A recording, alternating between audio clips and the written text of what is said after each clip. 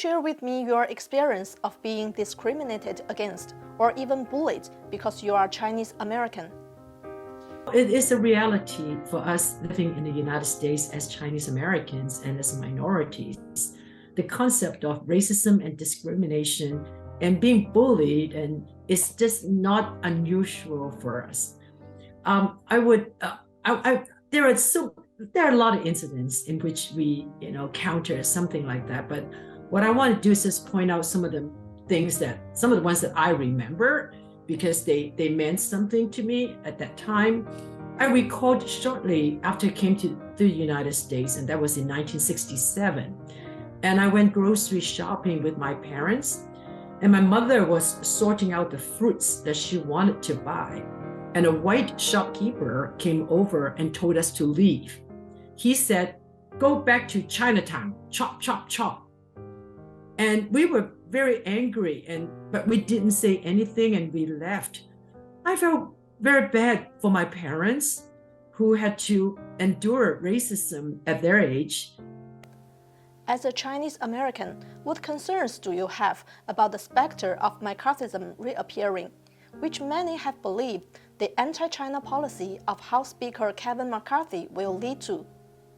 The first thing that McCarthy did was to start a committee that you referred to. It put chills down my spine.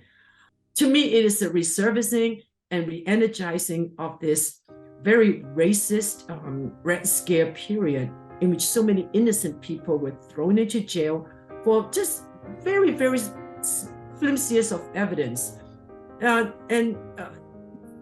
What they said is to identify China as the greatest competition and the greatest threat to our country. But they also identify Chinese Americans in so many words. They didn't say that as a whole of society threat. And they used those words. They said whole of society threat. What they meant is that the Chinese Americans are all subject to be suspected as spies in this country by virtue of our race and our national origin and our ethnicity. And we are very, very concerned about this. And not only that, but we need to tone down the scale of warmongering in this country. We need to work with China. If they're our greatest competitor, then heck, work with them. Try to learn from them, try to create a win-win situation where both countries can benefit. I don't see China saying no. I've never heard China saying, no, we don't want to cooperate with you. We don't want to work with you. I've never seen that or heard that. These are all conjured up by politicians to engage in confrontation with China for their own political empowerment. Will the reappearance of McCarthyism make Chinese and Asian Americans feel more insecure? One extreme is that people will be scared because they feel that with this committee they are hunting down anybody now. So and by them doing that, it would add a level of intensifying racism in this country. So people are perhaps not taking vacations, like they would normally do in states that are not friendly, like the red states, and they may probably just stay home more. I think a lot of people are more afraid to speak up now when they don't like a certain policy, like this policy. They may not feel free to speak up, and they may just keep it to themselves. And so it is affecting our right of free speech. And our constitutional protection is being eroded. I'm very concerned about that because China is being singled out as the most significant long-term threat to the United States national security. And this kind of rhetoric really restrain us, from being free to express who we are as Chinese. What is the difference between the anti-China atmosphere then and now? It is worse now for Chinese, definitely. Back then, the focus is on communism. And at that time, Russia was, I think, the country that they were focusing on, and not China. but right now, it's like they said, it's a whole of society threat. It is encompassing. What they're doing is permanent. It does not look like it has any breakthrough.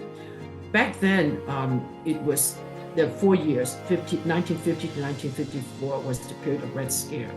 This has been going on since Obama, when he pivoted to Asia, and then Trump with his trade war, and Biden with his all-encompassing Cold War against China.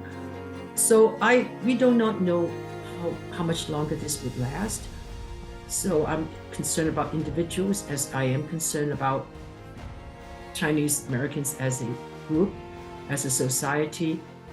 What do you think of the fact that political persecution leads ordinary people to bear the consequences? Well, just look at the ordinary people who get beat up on the streets. Look at the little old ladies in Chinatown who got beat up, who got killed. Look at the Thai guy who got pushed down and fell on the ground and hit his head and got killed. Look at all these innocent people. What do they even know about what was going on? All these policies that America have developed as for the purpose of containing China end up hurting us, Chinese Americans and other Asian Americans. And as I see, America, they call America a failing empire, okay? Because we are not doing well on this, not doing well on that. But I think that empires don't fail because countries are too big to fail if it's based on external influences. But they will fail when they're not treating their own people right, when they are mistreating its own citizens, when they are persecuting its own citizens, when they're denying its own citizens our constitutional rights to live and inhabit this country. That's when an empire will fail. And that's what I am concerned about.